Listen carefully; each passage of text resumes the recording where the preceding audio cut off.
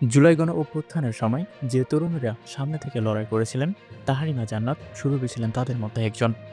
রাজপথে দাঁড়িয়ে অন্যায়ের বিরুদ্ধে কথা বলা এই সাহসী তরুণী আজ নিজের ভয়ঙ্কর এক অভিজ্ঞতার কথা সামনে এসেছে। অভিযোগে উঠেছে, একটি ভুয়া মামলার গ্রেপ্তার হয়ে কারাগারে থাকার সময় তাকে অমানবিক শারীরিক ও মানসিক নির্যাতনের শিকার হতে হয়েছে। এই অভিযোগ সামনে আনেন বৈষম্য বিরোধী ছাত্র আন্দোলনের সাবেক দপ্তর সেল সম্পাদক জাহিদ আহসান।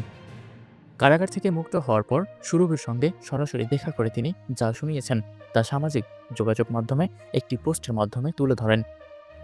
সেই লেখায় তিনি জানান, সুরভি শুধু বন্দী ছিলেন না, বরং দিনের পর দিন আতঙ্ক, অপমান আর নিপীড়নের মধ্য দিয়ে সময় কাটিয়েছেন।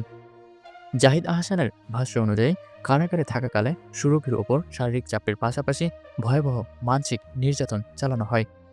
তাকে বরাবর ভয় দেখানো হয়েছে, হুমকি দেওয়া হয়েছে, এমনকি তার রাজনৈতিক পরিচয় এবং আন্দোলনের ভূমিকা নিয়ে কটূক্তি করা হয়েছে বলে অভিযোগ তোলেন তিনি।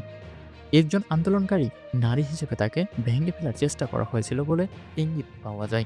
সবচেয়ে উদ্বেগজনক বিষয় হলো, যে মামলার তাকে আটক করা হয়েছে সেটি ভুয়া ও উদ্দেশ্য প্রণীত বলে দাবি করা হচ্ছে।